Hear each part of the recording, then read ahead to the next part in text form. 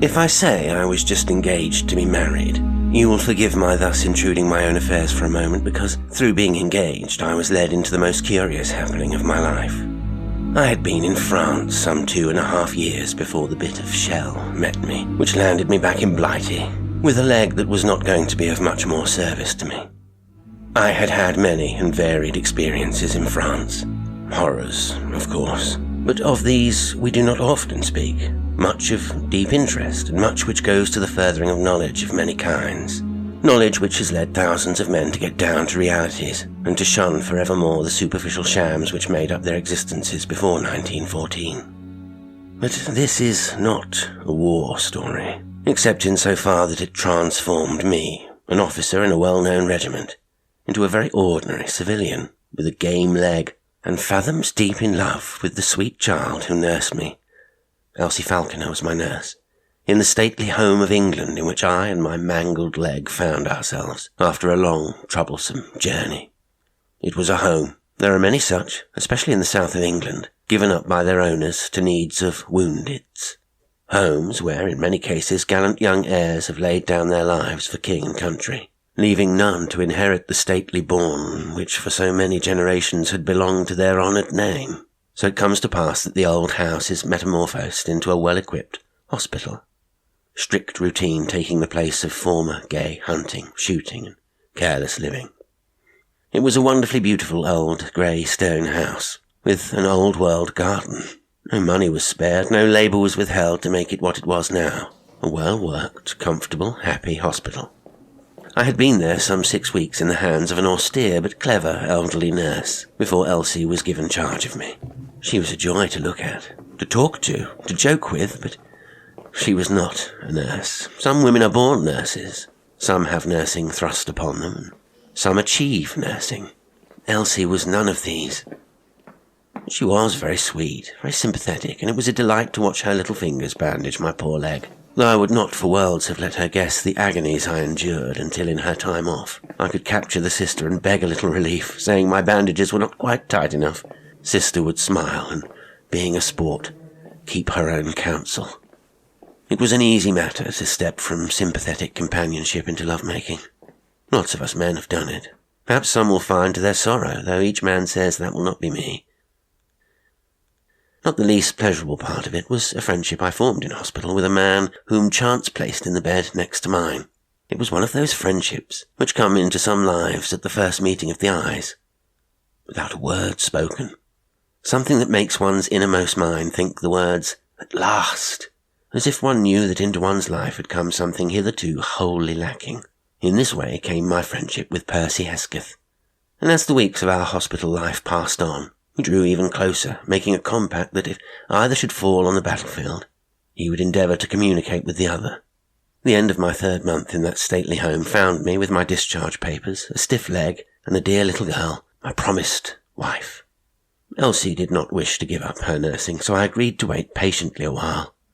And when she met me one morning armed with an invitation from her people to spend a month with them to convalesce, adding that she would take her holidays at home during the month, I felt that my lines had fallen in pleasant places.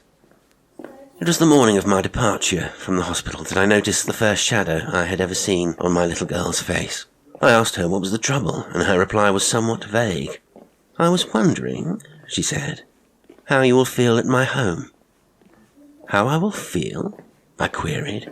"Why, how should I feel except happy to be there?" "I hope so," was her somewhat vague response as she walked away, almost as if she didn't wish to say any more. Later in the day, just before I started, she came to me saying, "John, you will try and like it all, won't you? For my sake. Don't let anything worry you, will you? Nothing can really do you any harm." In the rush of getting away, her few words had not much effect. Indeed, it was not until some hours later, when my train slowed down at a little wayside station, and an elderly man in livery met me, that I remembered them, and driving along between high hedges of wild roses, honeysuckle, and sweetness of many kinds, I failed to attach the least importance to those little words. Nothing can really do you any harm. Did the little girl mean the jolting of rough roads for my poor leg, or what, I wondered. Then a sudden thought struck me. Perhaps her people were not well off, and she feared a little roughing it for my shattered health. But this thought was speedily banished as we pulled up at a charming little black and white lodge, where a smiling woman opened a massive iron gate bearing a coat of arms in blue and gold. Elsie had not told me much of her home or people, beyond that they were an old family and owned all the coalfields around about them. I had paid little or no attention at the time, for the girl, and not her people or position, was before all in my mind. A long, sheltered drive between giant trees presently brought us to a broad gravel sweep in front of a beautiful half-timbered house. I had scarcely time to see it, however, before I was hailed by a regular chorus of voices from a deep sunk lawn on the right of the house. It was curiously deep sunken. One is accustomed, I suppose, to see a lawn stretching away level with the house, or almost. But this one, which I later learnt was always spoken of as the low lawn, was at least 5 or 6 feet below the drive. It almost gave one a feeling that if it had been a lake, it would have looked prettier that way. One seemed to have to look too far below for it. The walks and flower beds surrounding it were so high above it. At one end of the lawn was a glorious copper beach, beneath which were grouped some 7 or 8 people near a tea table, lavishly spread for war days. 2 people detached themselves from the group and came to meet me. An elderly man with iron-grey hair and slightly bent back, and a slim, dark-haired girl, perhaps 3 or 4 years older than my Elsie. My welcome was warm as man could desire from the father of the girl he loved. Though man-like, few words were spoken. A firm hand grip, a keen look, and then, "I am very glad, John, to welcome the man our little girl has given her heart to. This is Maud, Elsie's sister." Maud favoured me with a quick, scrutinising glance, shook hands and turned away to a schoolboy brother who had followed close on her heels. My ears, keenly sensitive through long nights on OP duties, caught the few words she murmured to him as she met him. "He'll never stand it, Bob. He isn't the sort. But mum's the word." Bob glanced back at me, and then shook off the sisterly hand on his shoulder and came up to me with a boyish grin. "Game leg, sir? Sorry, lean on me and come down the steps to Mater and some tea." "Right, many thanks," was my reply in the same spirit. "I'll be glad of some tea. It's been my first journey since the horrible one back to Blighty." "Rotten luck, sir," went on the young voice. "You'll tell me about it sometime, won't you?" "Not much honour and glory about it, Bob," I replied. "But you've got a ribbon, sir. A purple and white ribbon. I know that wasn't got with sitting still in a funk hole." "No, not exactly," I replied, laughing. "But lots of chaps who will never get it have earned that bit of ribbon better than I did. I'll tell you some other time if you like." He nodded his head and said, "Mater, this is Elsie's John. Dying for some tea." Mater made the usual little fuss mothers do make when something in khaki steals into her flock and wants one of her lambs, and I was soon in a comfortable chair, my game leg on another, while I was refreshed with tea, war scones, honey and strawberries as I surveyed the rest of the group.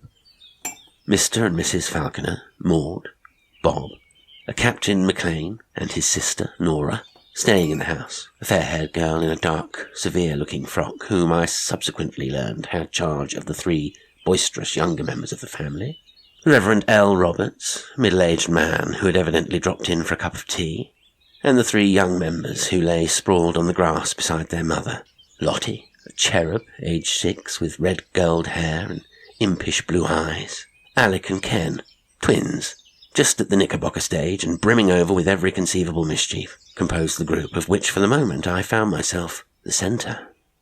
Talk drifted along from war to rations and back again, from battles to the keeping of pigs and the price of eggs, from the scarcity of jam to my purple and white ribbon, and so on, from grave to gay, until the sun, hitherto blazing in glory on lawn and flower beds, gradually began to sink behind the trees in a pink glow that lit up the house as if a pink limelight were thrown upon it.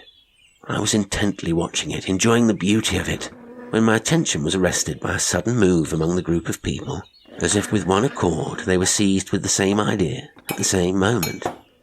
Mrs. Falconer got up and trailed away with her knitting in her hand, her ball of wool dragging behind her. I made a move to retrieve it, but was stopped by Bob, saying, "Don't worry, sir, if you begin you'll never stop. Mother's things always trail after her. They arrive at the house in time." we never bother." He softly kicked the ball of wool on its way with a sly wink at me, adding, "That's how they get there, unless the twins walk off with them in another direction among the trees. It's a wonder they didn't spot it. Oh, they've cleared. I might have known. It's getting late." "Late?" I said. "It's only just after 5. I mean late for the garden," he said. "Late for the garden?" I asked. "Why, it's the loveliest time in a garden now, when the heat dies down and the air is all perfume." "Maybe in most gardens," he replied, "but this isn't one of them." "Well, it's perfect," I said. "Well, that's all right, sir, but I wouldn't stay too long. It gets, damp and, damp," he said, stuffing his hands in his pockets as he strolled away, whistling. "It seems an interesting place, Mr. Roberts," I said, turning to face the parson. "I do not know this part of the country at all. Perhaps you'll light a pipe and tell me about my surroundings." The parson got to his feet, hurriedly, awkwardly, blew his nose violently, and said, Yes, my dear Major, I shall be most delighted any time, that is, any other time, but now I must hurry away. My parish, you see, my work, my duties. You'll come and see my library. Yes, a fine collection. Goodbye. Come very soon. Goodbye." And his long lean figure was scuttling over the lawn ere I had managed to gasp a reply. A circle of empty chairs, a table full of empty plates. Myself and little Miss Dorcas, the governess, only remained. She was sewing comforts bags for wounded men, the joy of the Tommies' hearts. If only more people who can sew would get on and make thousands more. I lit a cigarette and then said, "Are you vanishing also, Miss Dorcas?" "I suppose so," she answered. "Won't you stay and talk a bit?" I asked. "You see, I have to sit still most of the time." "You'll be more comfortable in the smoke-room or billiard-room," she said, still intent upon her sewing. "I couldn't be," I said. "A garden like this, comfy chair, my pipe, and a warm July evening. Doesn't appeal to me to leave it for a billiard-room." "No," she said. "Not yet, but it will. Oh, I must go," rising as she spoke, and hurried away, folding her work. "You will come in when you've had enough, I suppose?" "Enough what?" I asked, smiling. "Enough garden," she answered, as she hurried away, leaving me the now sole survivor of the cheery group I had come into not 2 hours ago. Idly, I lay back in my chair, puffing away at my war-worn pipe. The drowsy hum of insects lulled me. The scent of flowers soothed. The silence rested my tired nerves and body. I didn't particularly want to think, but my mind kept wondering what was the need of all these good folks to hurry away to other occupations, one and all leaving their rather crippled guest without apparently a thought as to how I should get my lame leg up the deep grass steps and into the house later. I wished Elsie had been here, but she had decided to come in a few days, leaving me to get to know her family without her helpful influence. Well, I must make the best of it. At least I could rest and enjoy the peace of it all.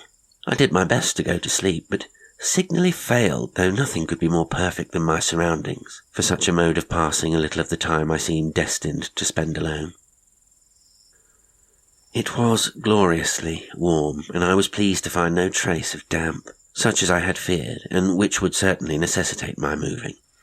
No, it certainly was not damp, of that I was sure. Then, what was it? For it was something, though what I meant by it I haven't the remotest idea. I felt confused. Surely I must be sleepy, for my mind, usually alert, seemed dulled, almost as if I were once again under the noxious influence of morphia. As I lay in my chair, endeavouring to collect wits that appeared to have a tendency to become scattered, I saw coming across the lawn an elderly manservant. He approached the tea-table, and with one eye on me, stolidly began to clear away the tea things. Then he coughed and hesitatingly said to me, "Are you thinking of going in, sir? Can I help you?" "Well, I wasn't," I replied, "but perhaps I will if you will give me an arm when you've cleared away. I'm not in any hurry."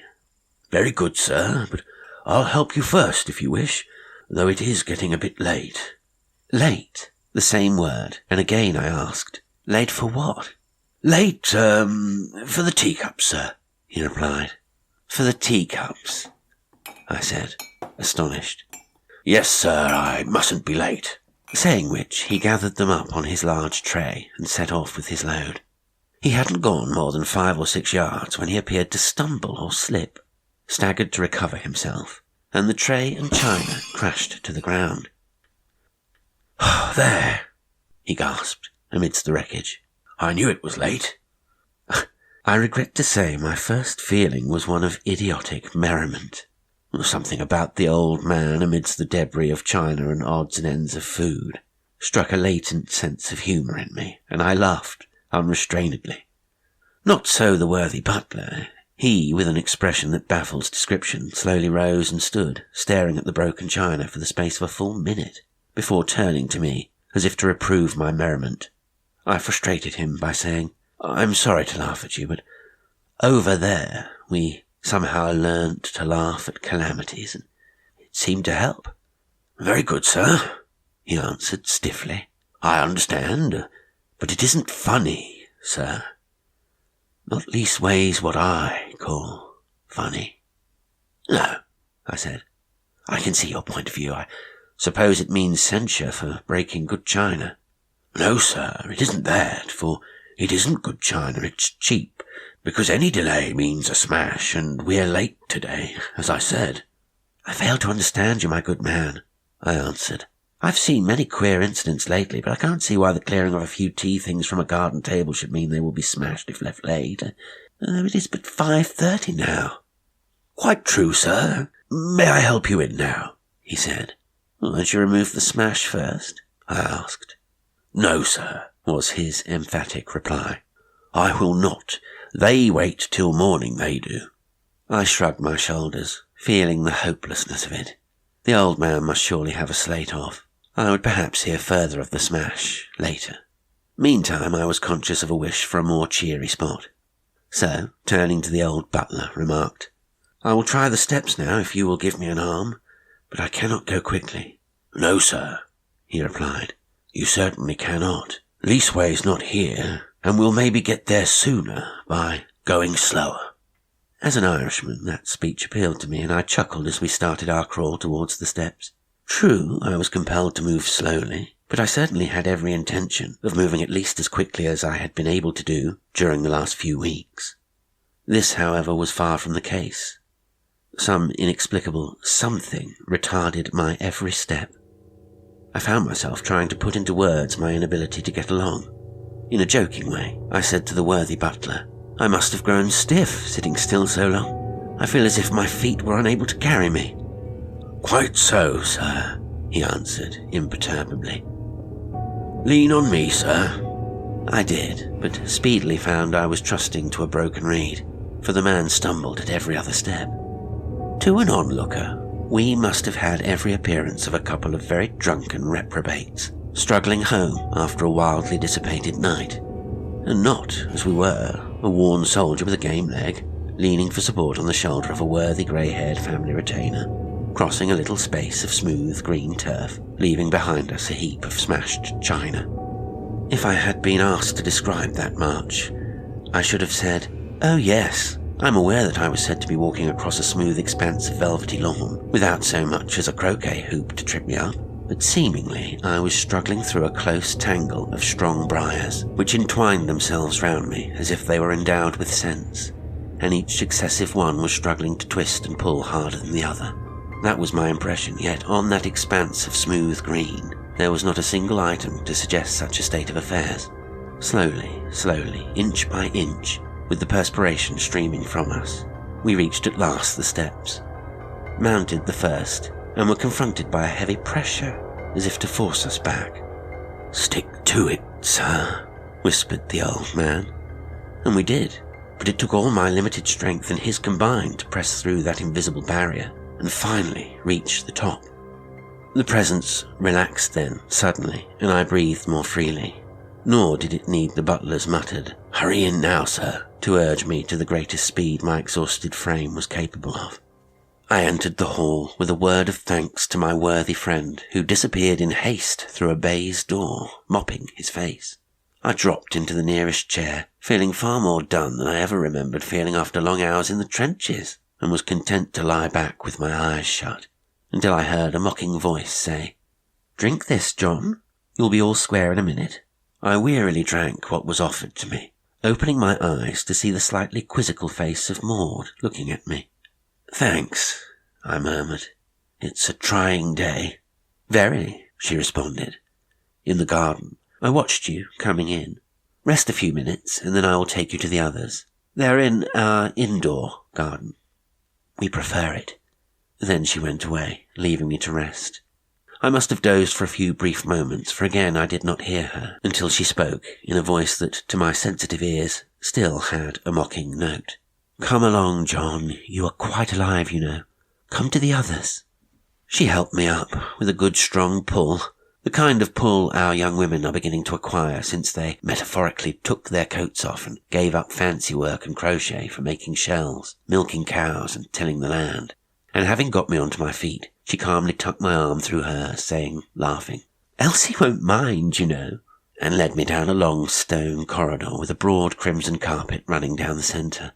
A few old coaching scenes on the walls, one or two heavy oak chairs on either side, and in each of the two windows an old-fashioned flower stand filled with flowering plants. "What a ripping corridor," I said. "Yes," she answered, "it's rather nice." "This is nicer," she added, throwing open a big glass door and drawing me forward into what I can best describe as a gigantic greenhouse, though Maud's words of our indoor garden more aptly describes it. It was immense, having a dome-shaped roof, painted a clear pale blue. 3 sides of the place were of glass, through which lovely views were seen. The 4th side was an exquisitely painted landscape of a hayfield and trees, stretching away into the distance.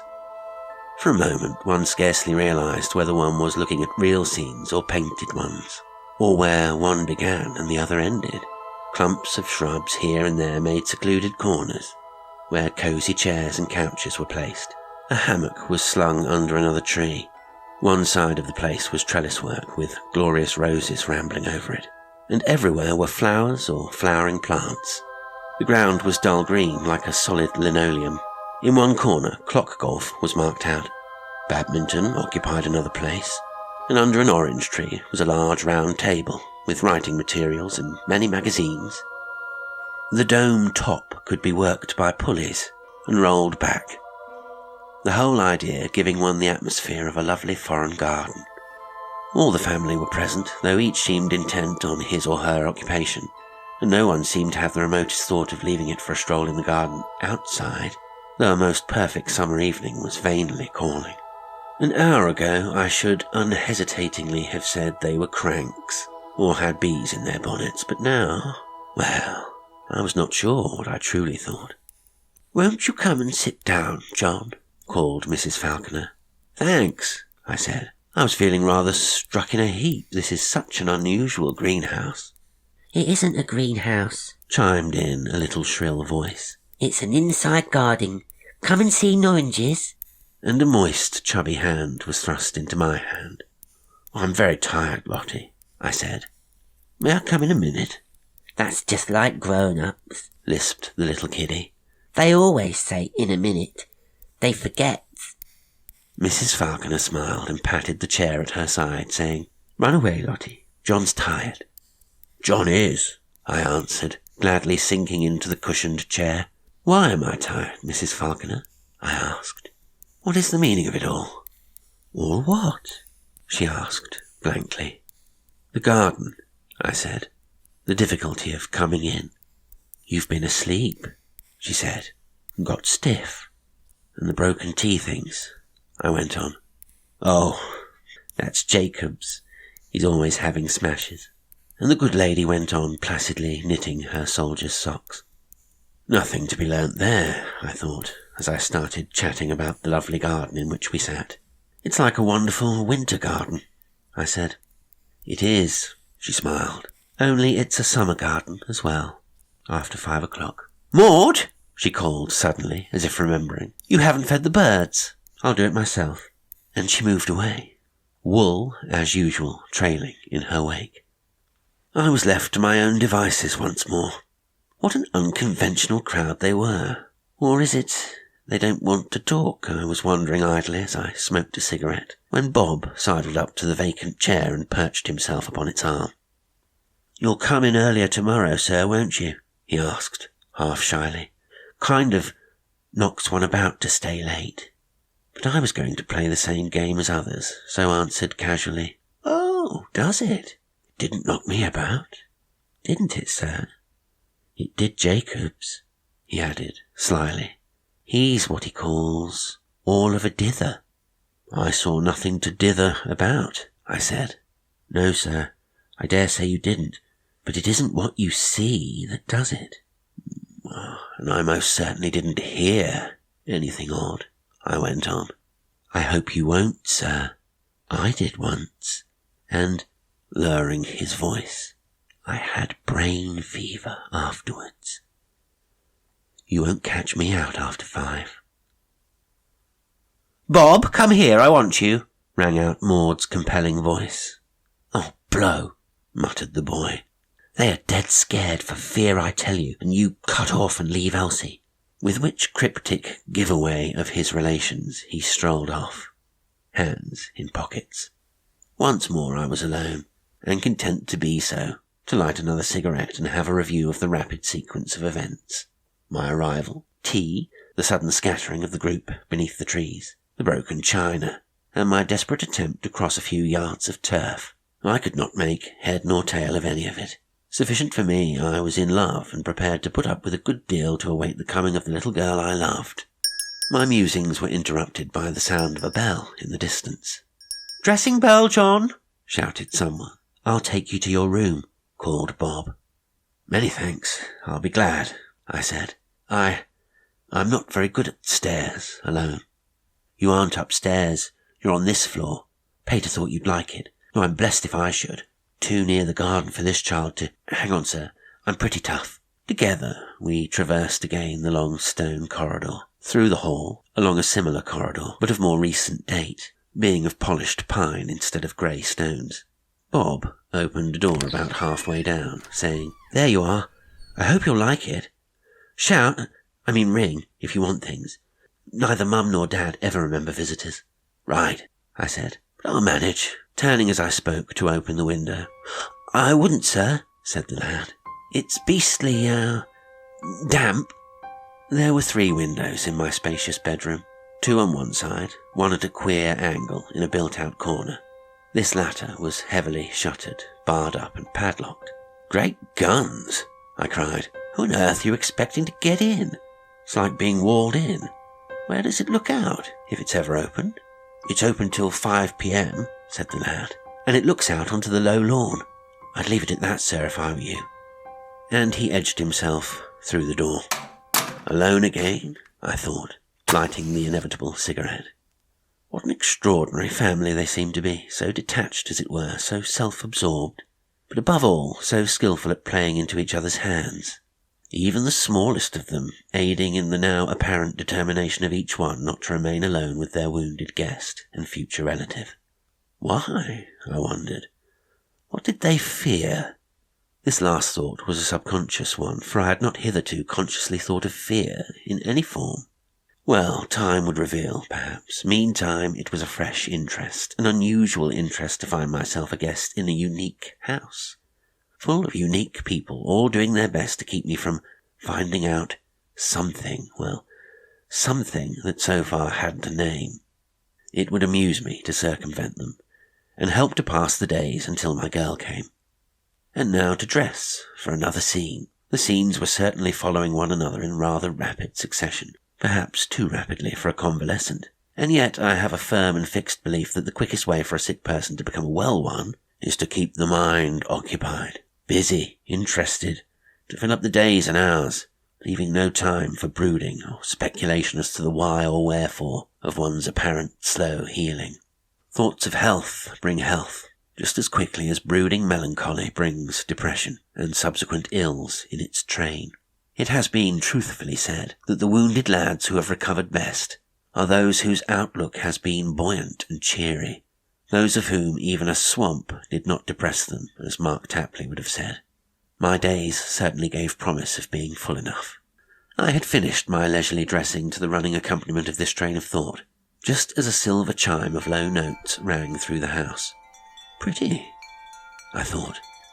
Much better than the boom of the orthodox family gong, which always suggested to me the dullest of meals. No one seemed to be passing my way. No cheery voice called out to me their offer of escort. Very well, I would find my own way, since it did not appear to have struck anyone that so far I had not been in any room other than the indoor garden, if it could be called a room, or that I had not any idea of my bearings. I switched off the light in my room and started to locate the dining room. I need not have hesitated, for the Hull family were gathered in a hall, talking, laughing, and in high spirits. There were not any other guests, simply a family party. The hall was beautifully lighted from above by reflected lights. I mean, the actual lights were not visible. The windows, there were 3, were heavily draped in a light shade of gold, almost giving the idea of sunlight as they caught the light from above. I am not a great hand at these things. Sufficient to say the place gave one a feeling of brightness and comfort, without glare or striking colour. I was nodded to as if I were one of them, as with one accord we moved away to the dining room. Probably I was expecting the usual sombre dining room of an ancient family mansion. Oak furniture, sideboard like a silversmith's window, family portraits in gilt frames. But whatever I expected, it certainly was not the gay room in which I now found myself. There were not any pictures, nor did one miss them, for the walls were painted a shade of deep cream, with exquisite flowers in groups and sprays upon them. The chairs were of some highly polished light wood, in appearance like a bird's eye maple. In place of the usual dado round the room was a curved-in recess, filled with plants and flowers with tiny electric lights among them here and there, deftly shaded by foliage and flowers. The dinner table was a blaze of wild flowers, spotless linen, and shining glass. I was slightly breathless as I took my seat. Mrs. Falconer smiled, and I explained my rather gasping condition by saying, "Your rooms do take a man's breath away, Mrs. Falconer. They seem to transport one into a fairyland of flowers." "Yes," she said, "I hope they do. You see," and she hesitated a second, "we cannot enjoy them outside the house, as most people can. So we have them, and a gardener, inside." "I should miss a garden," I said bluntly. "You wouldn't miss ours," she said, as she turned away to speak to Bob on her other side. I enjoyed my dinner, which was perfect in a simple way, and in the glory of that room of flowers I did not notice, not until when next I found myself in my own room, that on an August evening I had dined in a room hermetically sealed as far as an open window or fresh air was concerned. Later we gathered again in the indoor garden for smokes, games, and music. There was not any drawing-room, which also delighted me, as I have a wholesome horror of those abominable apartments, with their set chairs, cushions of silk only to be looked at, silver table, neither use nor ornament, and corners filled with framed photographs of friends so-called for whom you care nothing at all, do not miss, and whose pictures you often keep in a drawer until a day when they come to call, when you at once put the right set out, trusting to luck that no one will give you away, though occasionally they have been known to do so. It was about 9:40 when the sudden need of some fresh air seized me with uncontrollable longing.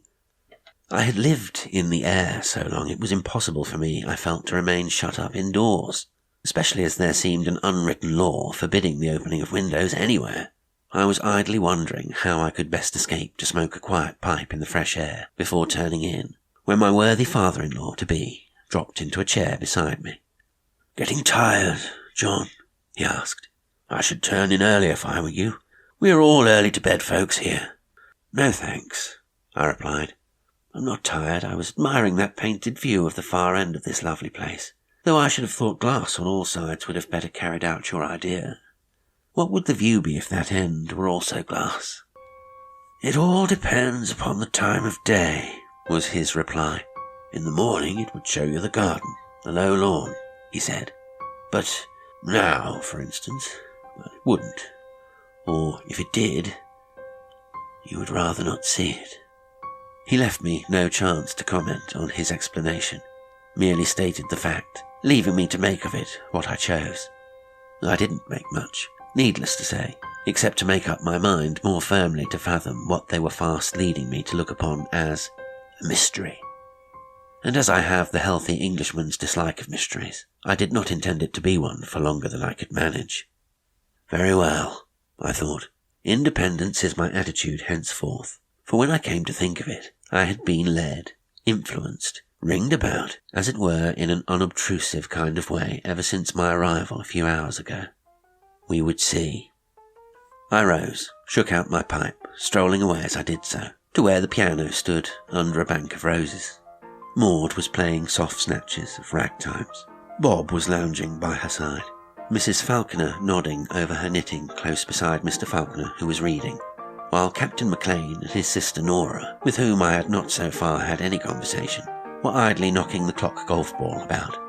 "Come along, John, and sing," said Maud, breaking into the old familiar long, long trail.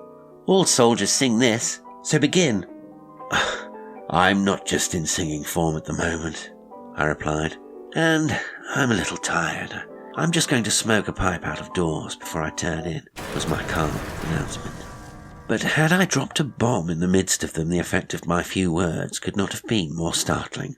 Mr. Falconer dropped his paper with a muttered, "God bless my soul." Maud crashed into a jumble of wrong notes. Bob said but one word, "Golly," and Captain McLean and his sister dropped their putters, joining the little circle hurriedly. Mrs. Falconer woke. I don't mean she merely opened her eyes. She seemed suddenly galvanized as she rose, saying, "John, as my future son-in-law, I ask you not to leave the house tonight." There was a tense silence for a brief second, but I was determined. "I'm sorry, Mrs. Falconer, but I see no reason to comply with such a curious request. I am a soldier, accustomed to be out and about in all weathers. I am not a hothouse plant, and if I do not breathe some fresh air, I shall neither rest nor sleep. My little evening walk is my best sedative, and I must ask your kind indulgence of my whim. Fresh air I must have." "Bob's," was the sole reply. "If you could get it fresh, sir, it would be all right." Mrs. Falconer seated herself again without further words. Mr. Falconer had disappeared. I bowed, wishing them all good night, moving away feeling like anything but an honoured guest. I wended my way back to the hall. It was empty, so slipping on a coat and my hat, I made for the front door beneath the golden curtains. I pulled one back and stared idiotically at the solid wall beneath it. There wasn't the faintest suggestion of a door, yet I had entered by one, that I knew. I walked all round. An unbroken carved cedarwood panelling ran right round to a depth of 4 feet. There wasn't a chink nor an opening except the way to my sleeping corridor and the stone passage I had just come along. I felt as if I should lose my temper in a minute, but determined as I was, I retraced my steps to the indoor garden, meaning to ask where was the door, or any door. I reached the place only to find it dark, silent, empty. One and all must have gone to their rooms by some other way, probably suspecting exactly what had happened would happen. Annoyed and irritated at being thus foiled in my desire, I had no choice but to go to my bedroom.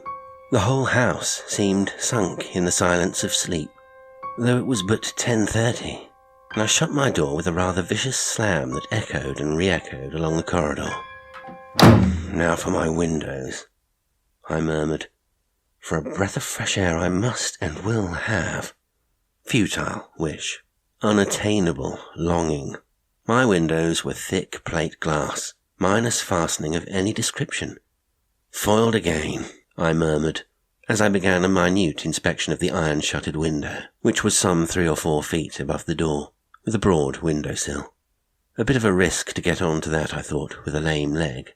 I'd best leave it for tonight. But it worried me to be beaten, so with a good deal of pain, I dragged myself up onto a chair, from whence I could at least feel and inspect the shutter. My inspection brought forth a prolonged whistle. I had discovered a weak point. True, it was padlocked, but the hasp through which the padlock passed was thin, and needed only a good file and a steady hour's work to cut it through. when, so far as I could see, the shutter could be rolled back to its socket. "Right-ho," I said, gaily. "That is for tomorrow. Tomorrow I will buy or steal a file, and then—" Feeling more settled in my mind now, I got into my bed, determined on 2 points.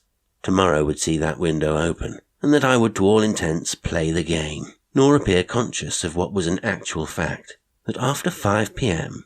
I, an able-bodied, fairly so, member of His Majesty's forces, was a prisoner. I did not expect to sleep, lacking fresh air, but as I got into bed, the coolest breeze blew round me, and I noticed for the first time that at either end of the room, high up, were steel electric fans moving silently and rapidly.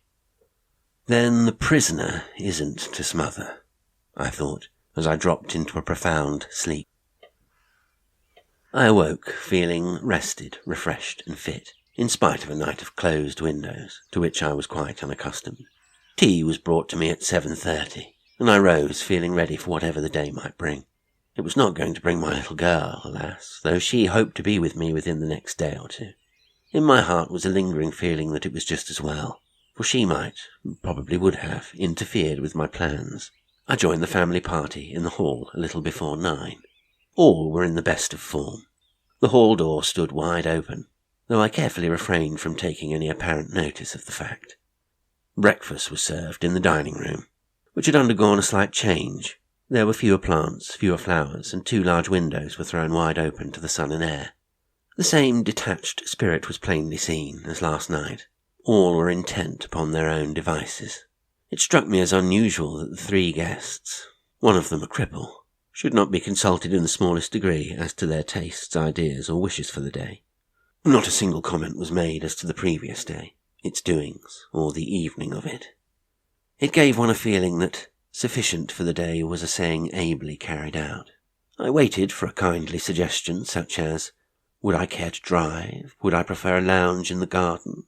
Nothing, however, was forthcoming, so I asked blandly, "Maclean, are you coming to smoke a pipe in the garden?" "Captain Maclean is coming with me," answered Maud. "I have to go to town for some things." Town, I might mention, was a small market town called Singleton, consisting of a main street, a bank, and in the high street varied shops of a small mixed kind, and boasting quite a good ironmonger's, a lending library and hospital, up to date. And now this began to look awkward. Obviously I should be de trop, yet reach that ironmonger's I must, and will. "I wonder if you would take a passenger to town as well?" I asked. "I have a little shopping to do and cannot walk far." "We are only going to be an hour," replied Maud. "Can't I shop for you?" "Sorry," I said. "I'm afraid not." I knew in her heart Maud was hating me for a spoilsport, but I had to get that file, so at the risk of being voted a nuisance, I smilingly asked again to be taken. I was taken, but I knew in every fibre of my being I was all that I feared, a spoilsport. I had to put my feelings in my pocket, and when duly dropped at the best stationer's, slipped from there into the ironmonger's without delay, the moment their backs were turned. Joyfully I selected 3 good files, stowing them away in an inner pocket, while ostentatiously carrying a library book and packet of stationery as well as a box of toffee, of a war kind, as a peace offering for the huffy lady. We reached the house again, well before lunchtime. As before, I was struck with the total lack of exchange of news. None seemed to know or care what the other had been doing. It was perhaps as well, for I might now spend my time as best suited me, irrespective of anyone else. I was deep in thought when Mrs. Falconer made the only remark as to any arrangement. "Tea will be on the low lawn, John, at 4 o'clock. We all come in at 5. "Oh, do we?" I thought. "Well, I for one don't. I'm not being imprisoned a second time from 5 until bedtime if I can help it." So I just murmured, "Thanks, I will have a rest first and join you there for tea." Then I sought my room, ostensibly to rest, in reality to study the lie of the land and the iron shutter. I carefully made a mental study of the position of the house, its windows, their outlook and so on, as I went to my room. I hated my room, hated its big shut-up windows, hated its ugly iron one, above all hated the imprisoned atmosphere of it.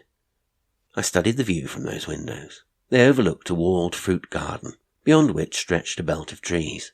I craned my neck, squirming violently in my endeavour to locate the part of the grounds the iron window would overlook, finding by my memorised plan of house and grounds that as it was a jutting-out angle of the house, it would, as I more than half expected, command an uninterrupted view of the low lawn. What a pity I could not begin my work now, I thought, and have a view of that lawn about 5:30. But alas, that could not be. Very well, I would endeavour to possess my soul in patience, meaning to retire early on a plea of tiredness.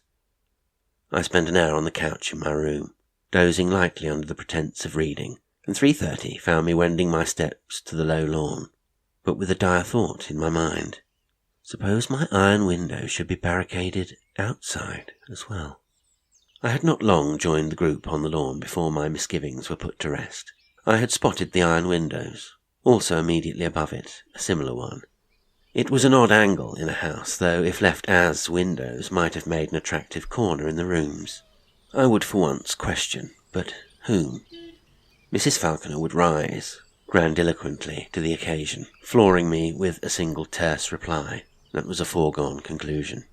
Maud, not yet having forgiven my intrusion in the morning, would probably loftily disdain to reply at all. Bob was the most accessible, so I rose stiffly from my chair, saying, "Come and be kind, Bob. My leg is worrying me and needs a little gentle exercise. Will you lend me that strong shoulder of yours in return for a war yarn?"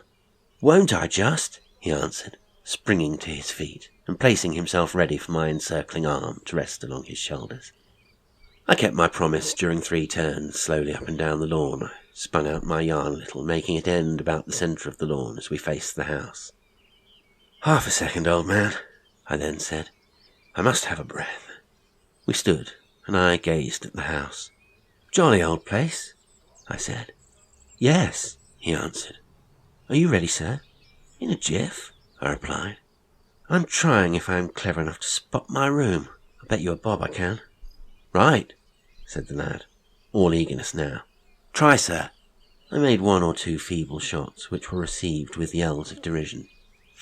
"Give up," I said at length. "You've won your bob, so tell me." "Why, there," he cried, pointing there with the blank window, looking this way, with another window like it higher up. "Oh, of course," I said. "How dense of me. I remember now. That dull window spoils the pretty room." "Might spoil it more, sir, if it wasn't dull," he replied. "Oh, I don't think so, Bob," I went on.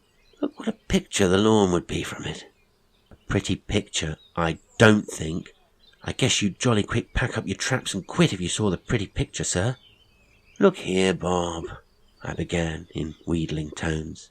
"Let's be chums, and you tell me all about that picture in return for my yarn." Scornfully, the young voice answered me. "I didn't think you were a rotter, sir. I thought you were a sport, but a real sport would see this old shop his dad's nightmare and play the game. I'm a Boy Scout, sir, and I try to play the game. It isn't the game for a soldier to try and make a scout fail to be a sport."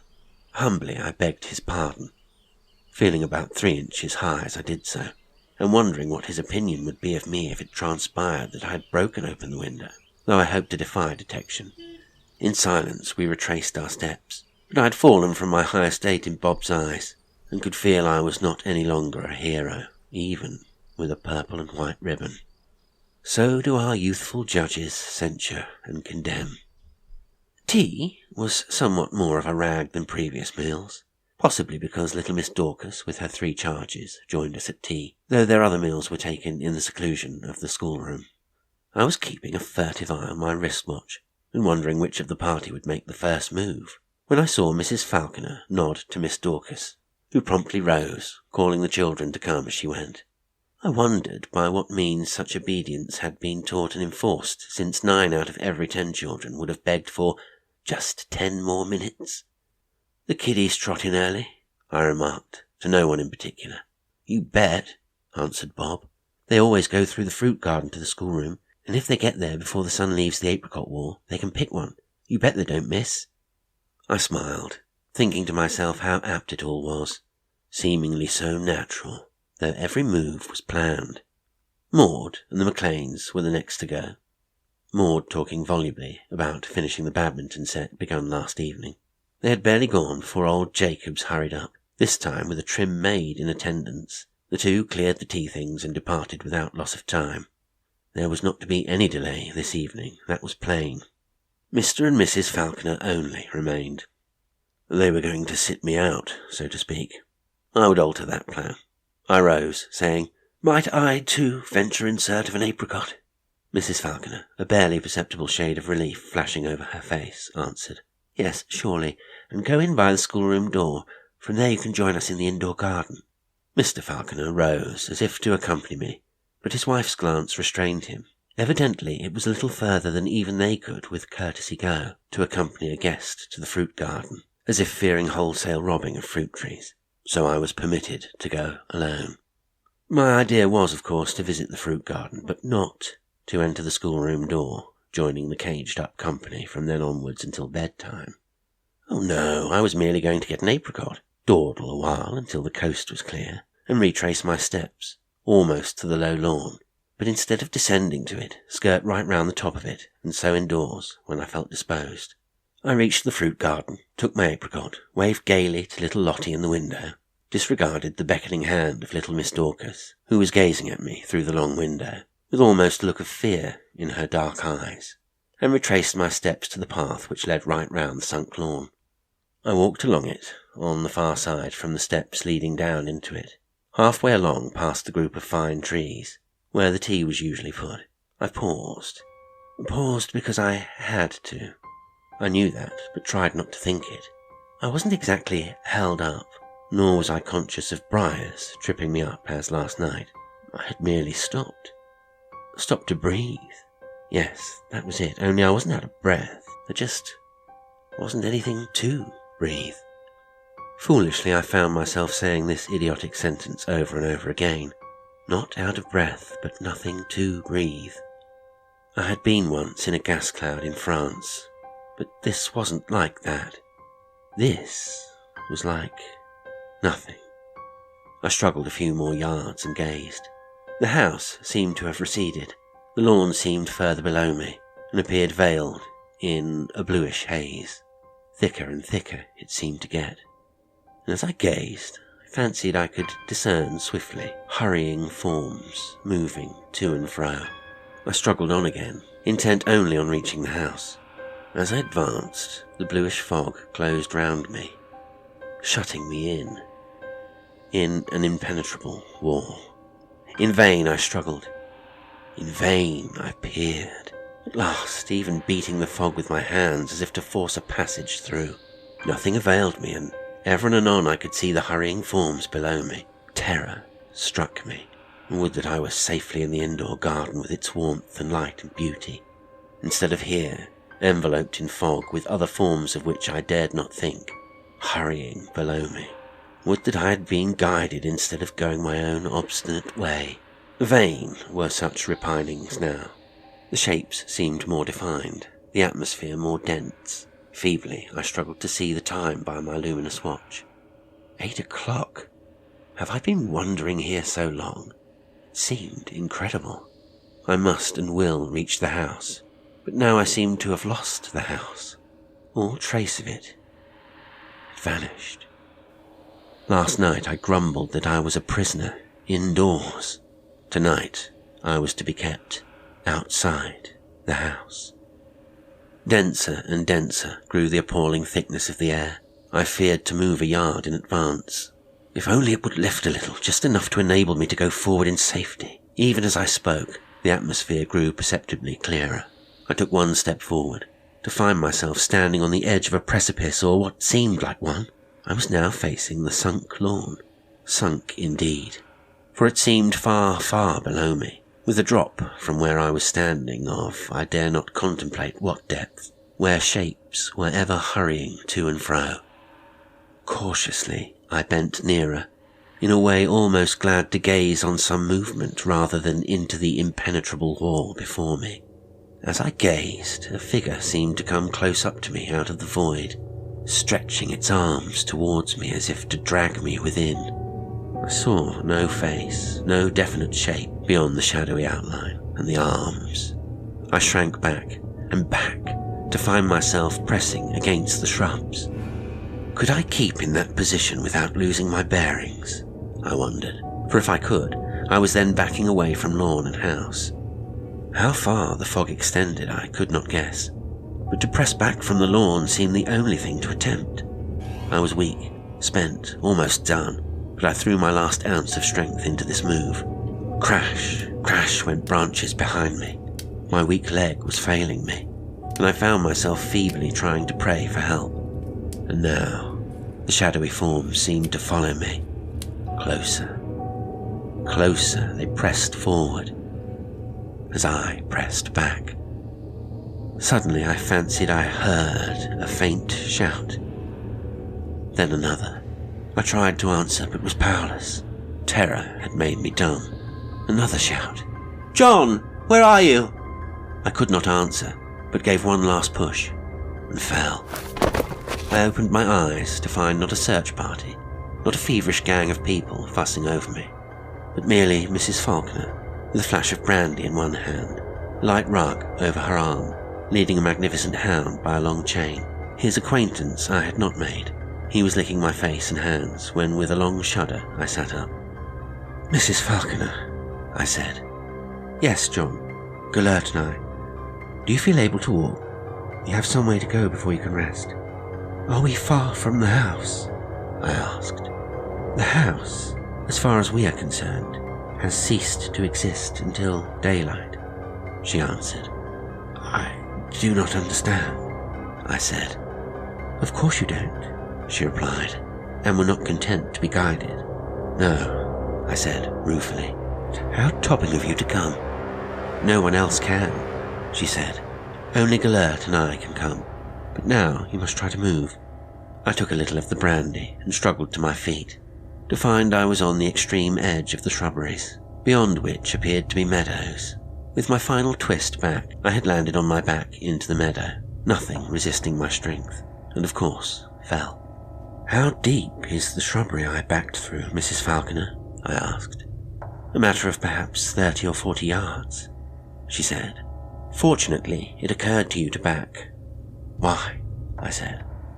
"Never mind why just now," she replied. "We must hurry. Look." I looked and saw the fog creeping after us. Gelert growled menacingly, ever and anon turning to face the way we were leaving, once springing as if to grasp something, his eyes like fire, saliva dripping from his massive jaws. A few moments passed, and Mrs. Faulkner breathed. "Hurry, John. You must." "I can't," I gasped. "You must," she said. But even as she spoke, I felt the impress of a hand heavily on my shoulder. The hound growled, prepared for a spring, I thought, at my throat, as with a quick word and sudden jerk, Mrs. Faulkner dragged me through a gate, sinking down on the roadside with a whispered, "Thank God." I suppose I lost consciousness for a few moments, for when next I opened my eyes I was covered with the rug, my head on Mrs. Faulkner's knee, Gelert beside her, with his great paws close to her. A faint grey light, as of coming dawn, was visible.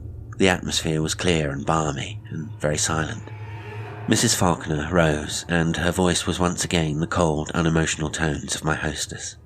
I vaguely wondered if it had been all part of a horrible nightmare, and had I dreamed that across it I heard her voice, anguished, distressed, calling. There was nothing now in either her voice or bearing other than the lady I had hitherto known. "If you are rested, John, we will go home," she said, in slightly ironical tones. "You will no doubt be glad of a bath and sleep." "Thank you," I answered, in the same offhand way. "I shall." I was deadly tired, sick with pain, and now, in the quickly coming dawn, felt, and I should not hesitate to say, looked like a truant schoolboy, caught out of bounds, and conveyed home to receive due chastisement. I felt cowed. No other word describes it. Yet deep in my heart lay a feeling of annoyance that I had been found. I was quite conscious of not feeling nearly as grateful as I ought, and of being still a long way from discovering the why and wherefore of strange and terrifying happenings. That I had seen things not of this world, in the ordinary meaning of the word, I was well aware. Nor was I unduly fearful of them. The horror lay in the suffocating fog, and in the apparent wish to haul me into some abyss. I was not afraid of mere forms. Some of us out in no man's land were not unknowing of other forms being present, as well as our comrades in the flesh.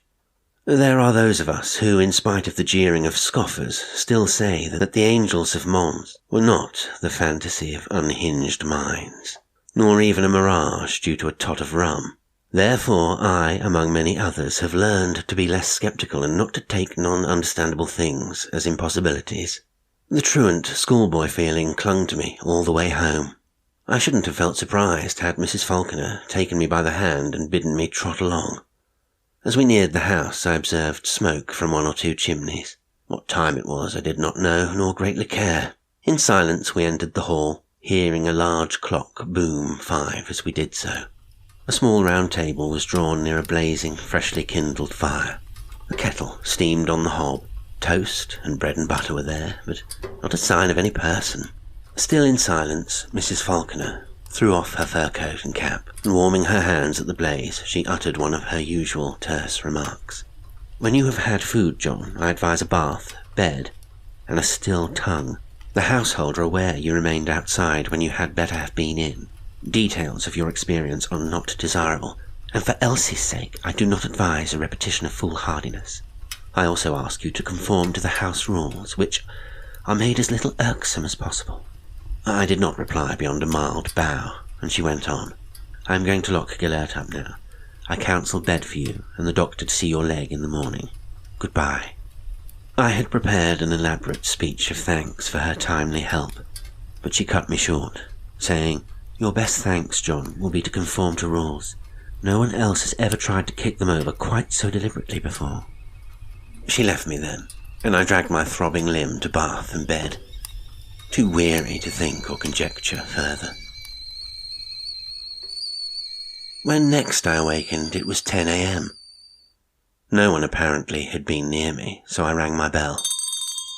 Old Jacob answered it, looking at me reproachfully, as he asked me if he might bring breakfast because Madame has phoned the doctor to call.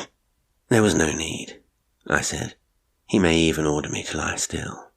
"Yes, sir," said Jacobs, his tone implying, "That's it." A plentiful breakfast tray speedily arrived, and with it Bob, who perched himself on the foot of my bed, eyeing me as one who wished to know without inquiring. I vouchsafed no information, so he started off. "Rotten luck, sir, but only your own fault. Quite instructive and very thrilling. Hurt your leg, sir?" "Bit," I answered. Then, lowering his voice, he whispered, "Anything touch you? Fog, I suppose. People." "Oh, no," I said. "At least I don't think so." "Think so?" he ejaculated. "There would not be any think about it." "What's it all about, Bob?" I asked. "Better ask the governor, sir, not me." "Perhaps, sir. Clear now, Bob. I'm going to dress." "Righto, sir," said he, as he lounged away. Fearing a doctor's visit to maul me about, I dressed and tubbed quickly and was just about to put my jacket on when I noticed a long tear in the shoulder. Also, the shoulder strap was missing. "Then someone did touch me," I said aloud, staring aghast at the ripped shoulder, dismayed to think what a giveaway it was to the household, as it was my only available coat for day. I had better concoct a yarn to account for it, and get a maid to mend it while I dressed. I rang the bell, and a plain-looking person with glasses and a long nose answered it. "Did you ring, sir?" she asked, in rasping tones. Yes," I said. "I've had an accident and torn my coat. I shall be obliged if someone will mend it." She took it without answering, and I continued dressing until she reappeared, saying, "I've done what I could, sir. It's a tailor's job, but it may do until you leave." "Until I leave?" I said, somewhat startled. "Yes, sir," she replied. "You'll be leaving, I expect. It's no use staying, sir, when things like that begin to happen," pointing to my coat as she spoke. I was about to try a question, softened by a half-crown, when there was a sharp knock at the door, and another maid entered with a salver on which lay a wire. With a murmured "thanks," I ripped it open, reading, Coming today. Why don't you do as you are told? Elsie. Forgotten were the horrors of last night. Forgotten torn coats, rules, regulations, everything, in the delight of my little girl's coming. I thanked the two women, flung on my coat, whistling like a schoolboy, as I tramped to the hall on my way to breakfast. A curious restraint met me, something indefinable, a kind of lack of genuineness in the good mornings I received, which gave me a feeling of being in disgrace. But no amount of that was going to damp my spirits, so I ignored it, though don't mind admitting the chill rather spoilt the morning, and I was not sorry to escape with a pipe to have a look at the timetable. Mrs. Faulkner did not appear during the morning, which did not unduly worry me, but when Mr. Faulkner asked me to be good enough to follow him to his study, I had visions of the birch rod, and my footsteps lagged as befitted my part, when I obeyed his request. He asked me to be seated, but instead of a whipping, he mildly said, "John, Elsie will arrive at 12:40. Will you drive to meet her?" "Thanks very much, I was hoping to," I answered. "She knows," he went on, that you had an unpleasant night. I regret that you do not seem able to take us as we are obliged to be. And I admit it is difficult to make one's guests understand and respect our arrangements for their welfare without explanations, which we are not permitted to give. For Elsie's sake, I warn you, lest worse befall, to conform to rule. This was a whipping, without a doubt, and I felt a qualm of conscience as he spoke, knowing as I did my pig-headed temperament and determination to know more. I thanked him, offered him a cigarette, but evaded any promises, though he eyed me questioningly, as if he awaited something of the kind. The next few hours I passed aimlessly, wandering about alone, since one and all of the party seemed bent on avoiding me. I had a stroll to the low lawn. Though bathed in sunshine, it looked peaceful and serene, making me wonder vaguely had I dreamed the horrid fantasy. I was glad when the hour came to meet my little girl. I enjoyed Swift the run. I was glad beyond measure to see her bright face at the railway carriage window. "You are looking fit, old boy," she said, adding without any hesitancy, "in spite of your silly tricks last night." "How did you know?" I asked. "Mother wired me to come," she replied, "and take charge of you, as you had been out too late." "I knew all that meant," she said, with a shudder. "Will you tell me about it, kiddie?"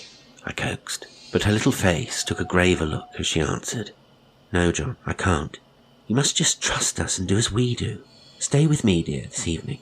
Never mind trying to fathom things. Others have tried before you. Promise me you will not think of it any more." "Dear child, I'm a man with a thinking machine. I can't promise not to think," I said. "Well, promise me you won't stay out after time," she said. "Very well," I assented. "I'll promise that." She nestled to my side in dear content at that, and our drive back was a happy one. Elsie was greeted with happy comradeship on our arrival, so lunch was a more cheery meal, and the afternoon was passed as usual, in a rest, a stroll, and tea beneath the old trees on the low lawn. At 5, as usual, a general move was made to the house. Elsie held out her hand to me, merely saying, "Come, John," but manlike I wanted to remain and was reluctant to obey that little outstretched hand, but gave in with good grace, consenting to be imprisoned for the rest of the summer evening within the glassed garden. To a man accustomed to be out of doors, the enforced imprisonment palled, despite the games, music, gay talk, and general attempt to keep things cheery. Little Miss Dorcas and her charges joined us for a while, and I had an idea that if I could get her alone, she would perhaps give me some information. I would try, so I invited her to a putting match, leaving Elsie to chat to her mother. "You are playing wildly, Major," said my partner in a few moments. "Yes," I answered. "I'm afraid my thoughts were outside, not in. I had a strange evening last evening, you know." "Yes," she said. "I hope it is one that will not be repeated." "Oh no," I answered. "I'm not likely to repeat it." "I suppose not," she replied. "At least not in that way." "That way?" I asked. "What do you mean? Is there any other way?" "Unfortunately, yes," she answered gravely. "Oh, Mrs. Faulkner is watching us," she said suddenly. "Play, oh do play. I'll try and say something while we play. I don't think it is right to keep you in ignorance of your danger. They do, and no one will warn you. Tell me, I muttered as I played. I can't, she whispered. She is coming across. Look in the books on your shelf tonight. Oh, there, I've won, she said in the same breath, as she waved her putter in triumph, just as Mrs. Falconer came up. Don't overdo it, John, she said. Elsie is waiting for you, and the children are getting tired, Miss Dorcas. So our game and little talk came to an abrupt end. From then on, I was given no chance for talks, except with Elsie. But when we separated to dress for dinner, and I found myself alone, I pondered deeply over a quiet pipe. Warn me of my danger, Miss Dorcas had said. Then was there danger, whether I ventured outside or not? And the bookshelf, that probably meant a note. Surely I was safe inside, I thought, for I was fully determined to get the iron shutter out of my way. Well, I would leave it now, and as they say, wait and see. Dinner was cheery, but I was rapidly beginning to detest the indoor garden with its continual constraint, and made up my mind to press for an early wedding and take my little girl to more congenial surroundings. The evening drew to a close at last, though I was happy with Elsie, and in a secluded corner had asked and carried my point of an early wedding. By 10:30 all had dispersed. Indeed, I am certain all hated the enforced seclusion as much in their hearts as I did. I bid them all good night, and with a sigh of relief flung myself into the armchair in my cosy bedroom. My eyes suddenly fell onto a book, slightly awry on the shelf, and I sprang up as quickly as my lame leg permitted, and took it down. A tiny note which lay between the pages read thus: You have given a loophole and are waited for.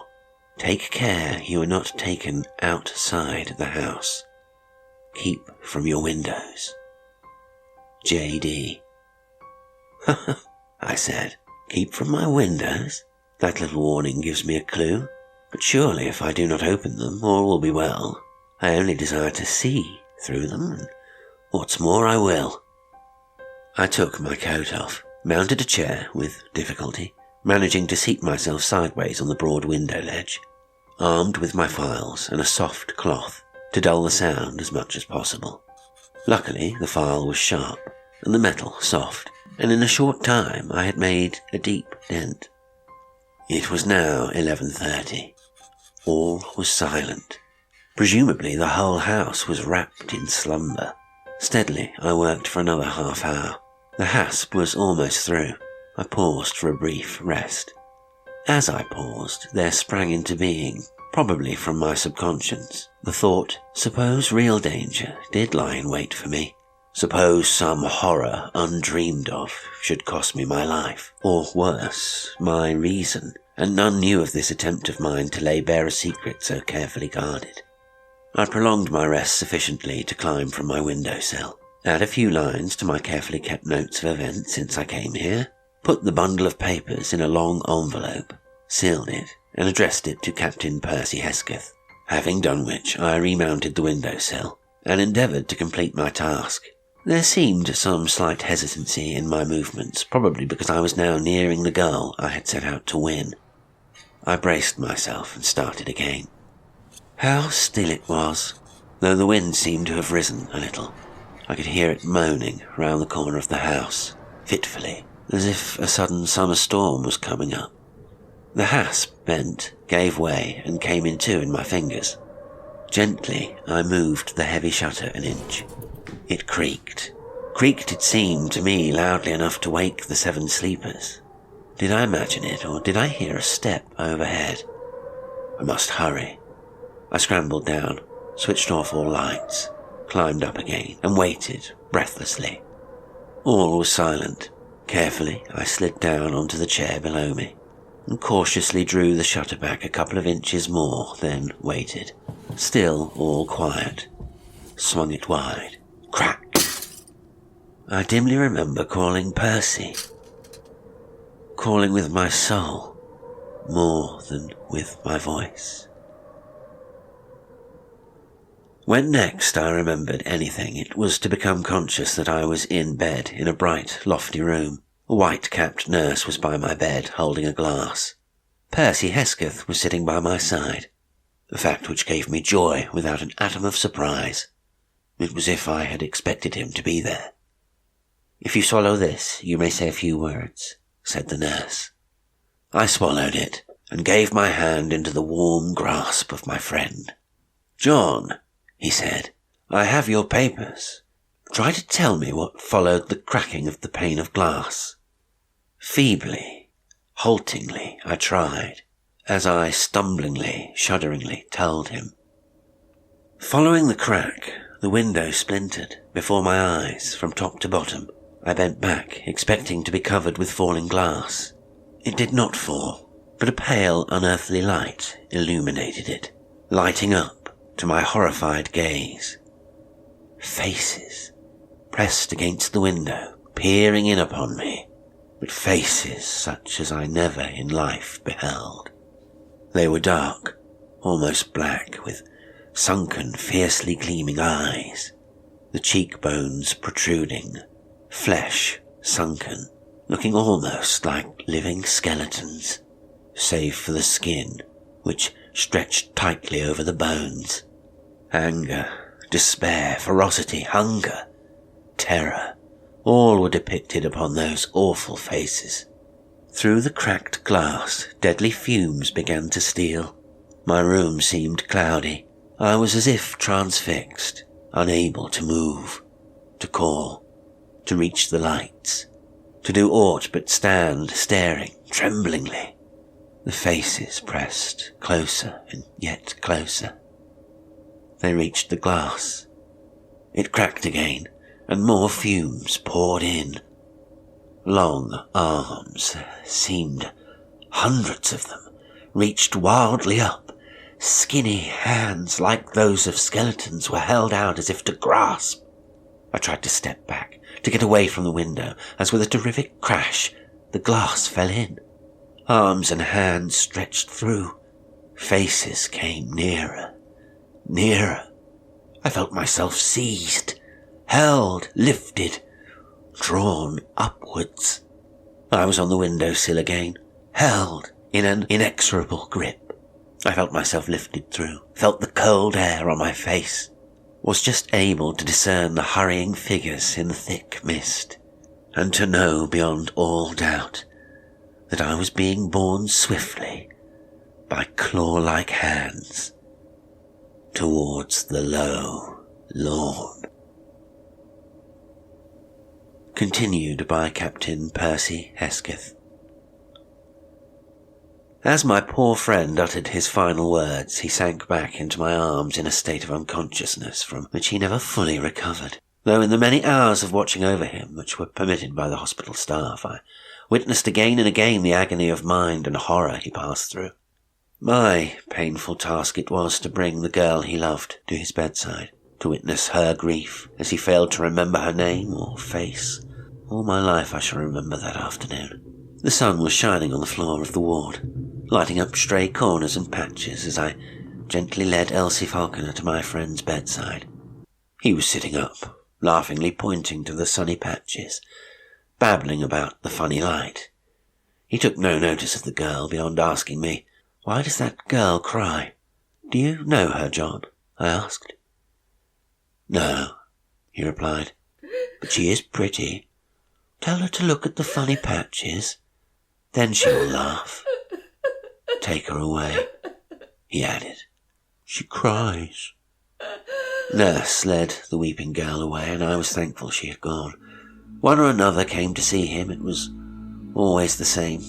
No glimmer of memory seemed to return, though at times he would make a little more sensible remark. One day he spoke to me, saying, "Who was the old man who called me John? I'm not John. I wish my brains wouldn't keep running round and round like a glass ball full of colours. I could listen to people if the glass ball would keep still."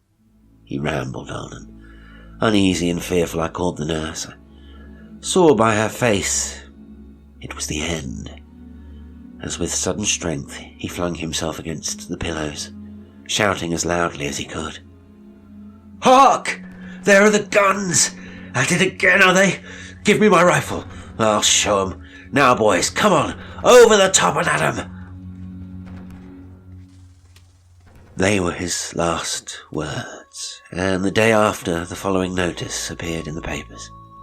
On September 30th, at the hospital, Singleton, Major John Longworth, MC, after 4 years' service, from shock, following an accident, aged 39.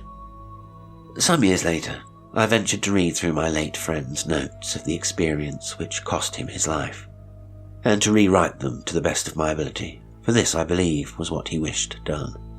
It cost me an effort to revisit the scenes of such horror, even after a lapse of years, but I desired also to learn, if I could, what really was the story of the place which my friend, bravely, though foolishly, gave his life to discover.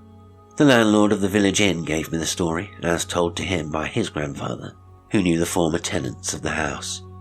It seems the family had owned all the coal mines around for generations, growing more and more wealthy as the years passed. The former owner, grandfather of my friend Francis, was an avaricious man, hard and grasping. There was warning given one day of danger in the mine nearest to the house, warning that it was unsafe to permit the men to descend.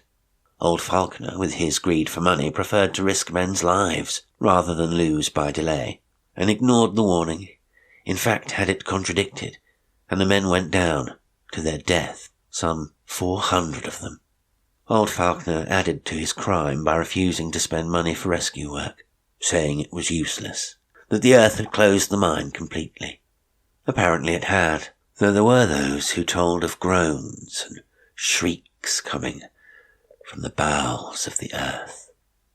Falconer went on his way, disregarding all that was said, and in time the ground above the buried mine was cultivated and turned into a lawn below the level of the house.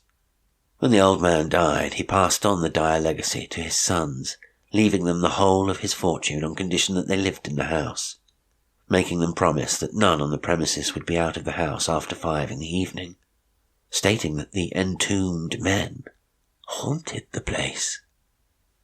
None ever knew what the old man had seen or heard, but it is said that the miners had slowly starved to death, and could have been rescued at the time, but now haunted the place, intent upon finding victims to drag below with them. There had, said the landlord, been 1 or 2 sad happenings, but the worst trouble was the most recent, when a Major Longworth, MC, who was engaged to Miss Falconer, and who had been severely wounded in France, came to stay with the family. Did not rest until he had witnessed the whole of the awful happenings.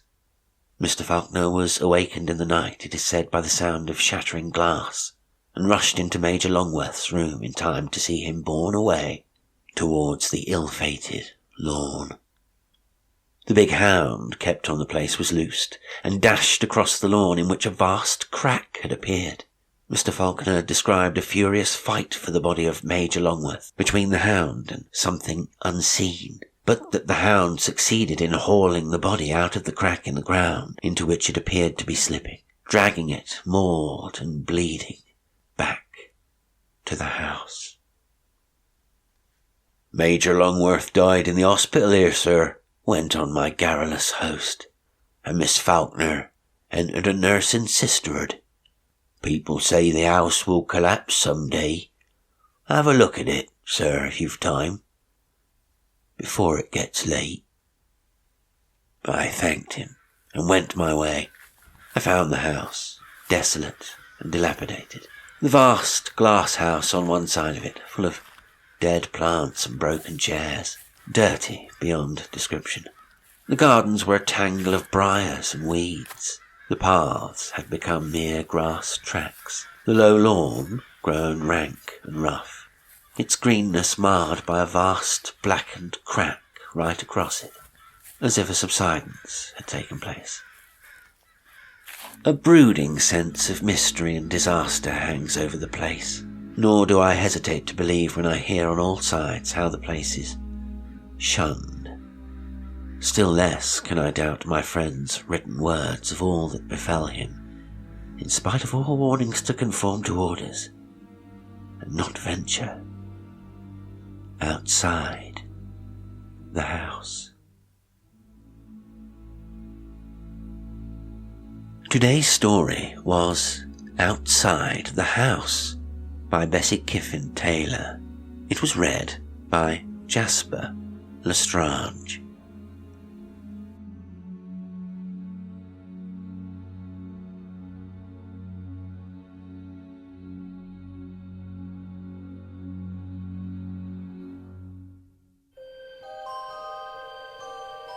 If you enjoy the show, why not become a patron on Patreon and gain access to exclusive content? It's the surest way to help me keep creating. You can also buy me a coffee, like, subscribe, comment, share, follow on social media, and read the description for more information about the show and how you can engage with it. Until next time, sweet dreams. Come in, He said. come into the light. Join me on Patreon for stories like this. Aye, he replied. The oldest show on earth. All about a murder and a hanging. It's queer how folks likes a murder, even if it's only old Punch knocking Judy's brains out with his stick. And stories like this. Beyond this are the private apartments, and I ask you all to remove your shoes. Then she smiled a little and added, or other footwear. And this. As I was getting up speed, I heard the pad of feet and a snarling behind me. The next moment, the heavy bulk of a big animal caught me broadside on and nearly unseated me. Show your support for the channel and join me on Patreon. Those who would prefer not to do so may sit on the seats and wait here. Read the video description for more information.